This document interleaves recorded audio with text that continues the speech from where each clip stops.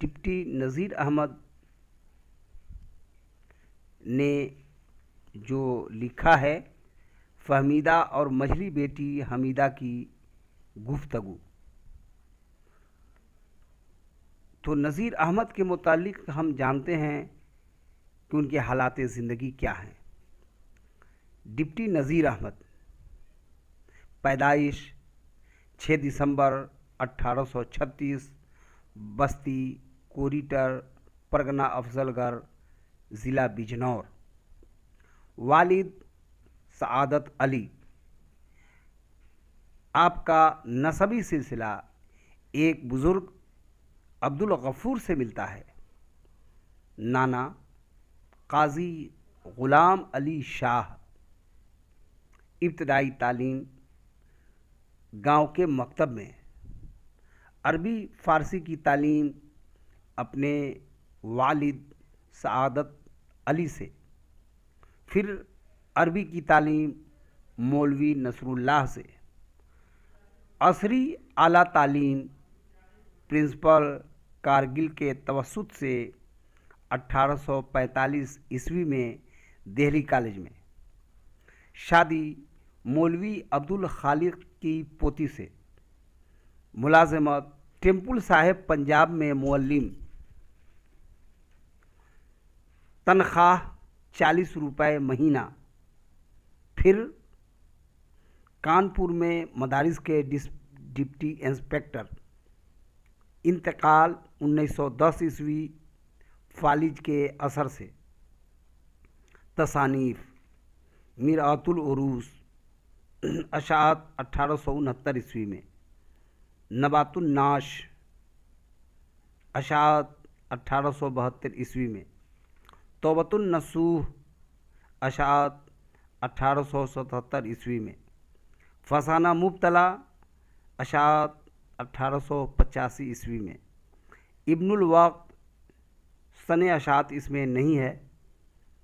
रोयाए सादिका, अशात 1884 ईस्वी में।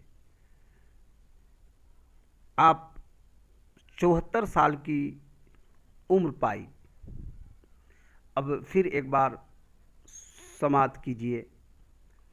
डिप्टी नज़ीर अहमद की पैदाइश बिजनौर ज़िला के अफजलगढ़ परगना बस्ती कोरीटर में 6 दिसंबर 1836 ईस्वी।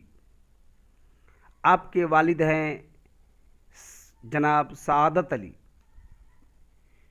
एक बुज़ुर्ग अब्दुल गफ़ूर से आपका नसबी सिलसिला मिलता है। काजी ग़ुलाम अली शाह आपके नाना हैं।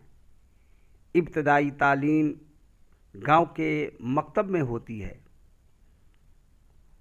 अरबी और फ़ारसी की तालीम अपने वालिद सआदत अली से ही आपने हासिल किया।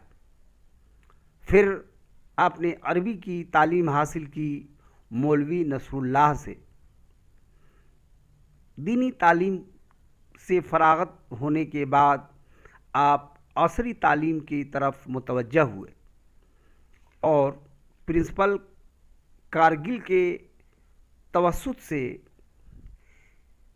1845 ईस्वी में दिल्ली कॉलेज में दाखिला लेकर आप तालीम शुरू करते हैं। आपकी शादी मौलवी अब्दुल खालिक साहब की पोती से होती है। पंजाब में टेम्पुल साहिब में आपने दर्स व तदरीस का काम अंजाम देना शुरू किया। आपके मुलाजमत का आगाज़ यहीं से होता है। दर्स व तदरीस में आपको तनख्वाह 40 रुपये महीना मिलती थी। वहाँ से आपने इस्तीफ़ा दिया और इस्तीफ़ा देकर कानपुर तशरीफ़ लाए। कानपुर में मदारिस के डिप्टी इंस्पेक्टर हुए और आपका इंतकाल फालिज के असर से 1910 ईस्वी में होता है। आपकी लिखी हुई किताबें मंदरजा झैल हैं। मीरतुल उरूस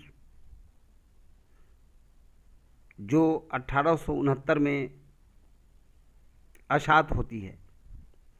नवातुन नाश 1872 ईस्वी में छपती है। तौबतुन नसूह 1877 ईस्वी में छापी गई। फसाने मुब्तला 1885 ईस्वी में अशात हुई।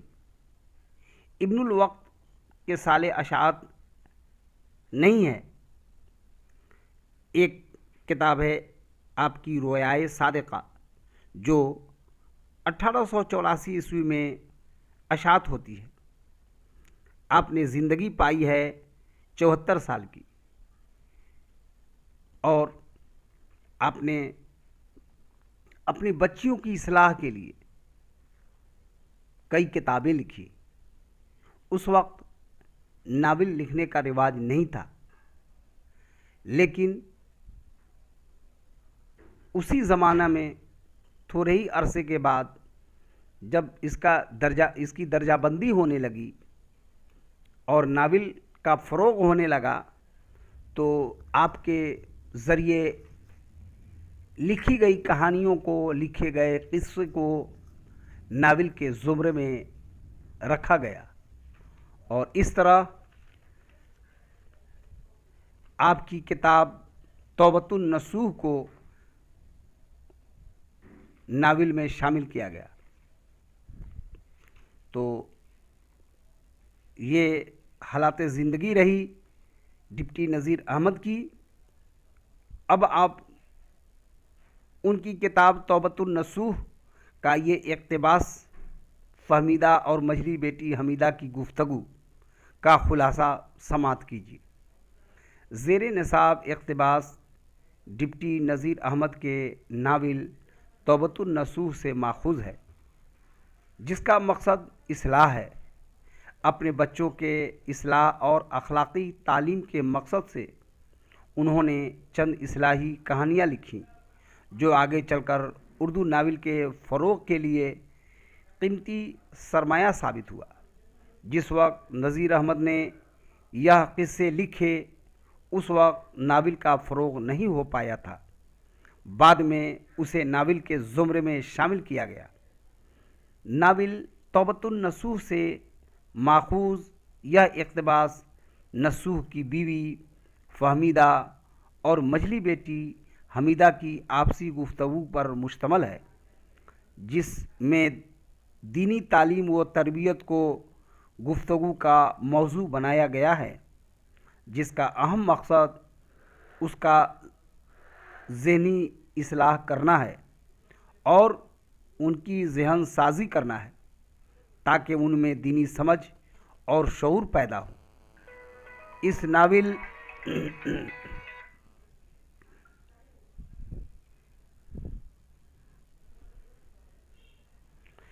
नावल का मरकज़ी किरदार खुद नसूह है, जो अपने ख़ानदान का हेड भी है। अपने ख़ानदान की इस्लाह का बेड़ा उन्हीं के सर पर है। नसूह के एक बेटे और एक बेटी का किरदार मनफी सोच समझ का हामिल है, जबकि दूसरा लड़का मजली बेटी मुस्बत ख़यालात के हामिल हैं। इख्तलाफ के तनाजुर में इस्लाह की कोशिश की गई है। अब आप यह जाने कि तौबतुन नसूह ये अपने बच्चों के दीनी इस्लाह और दीन के तरफ माइल होने के लिए डिप्टी नज़ीर अहमद ने लिखी। और इसमें जो आपने मवाद भरा वह दीनी तालीम और बच्चों के इस्लाह पर ही जोर दिया गया। और पढ़ने के बाद डिप्टी नज़ीर अहमद का नावल पढ़ने के बाद आपको ऐसा महसूस होगा कि ये नावल नहीं, बल्कि ये हकीकत में नसूह के बच्चों के हालात हैं। और इस नॉवेल में डिप्टी नज़ीर अहमद ने बच्चों के इस्लाह की पूरी कोशिश की है। फहमीदा अपनी मजरी बेटी हमीदा से गुफ्तगू करती है और हमीदा अपने बचपन के दिनों में बड़े भोलेपन से अपने माँ से अपने वालिद के मुतालिक तरह तरह के सवालात करती है, जैसे बच्चे अपने बुज़ुर्गों से सवाल किया करते हैं। बिल्कुल फितरी अंदाज को डिप्टी नज़ीर अहमद ने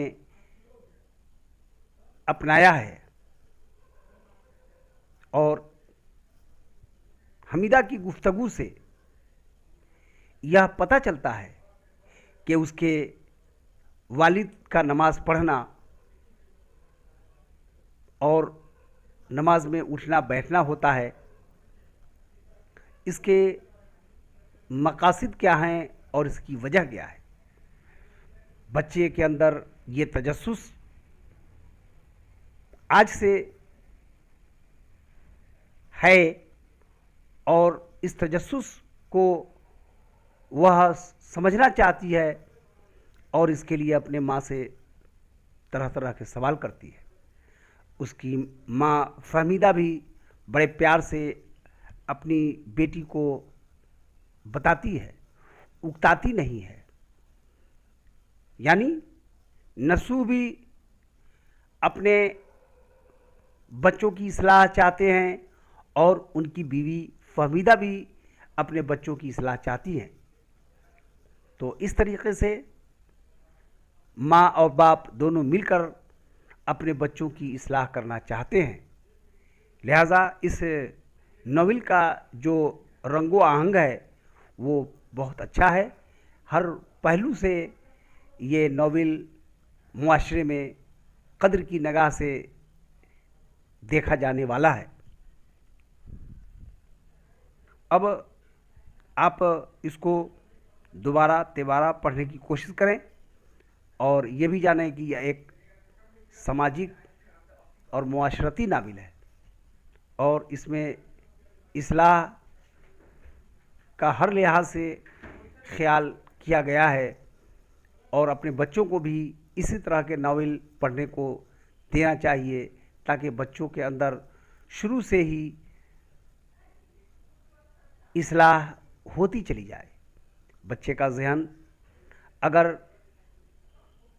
इस्लामी रंग में रंग जाएगा तो फिर कोई दूसरा रंग उन पर चढ़ने वाला नहीं है। इसलिए बचपन में ही अपने बच्चों की इस्लाह की भरपूर कोशिश करनी चाहिए, जैसा कि इसमें नसूह के ज़रिए हो रही है। तो फिर हमारी और आपकी मुलाकात अब दूसरे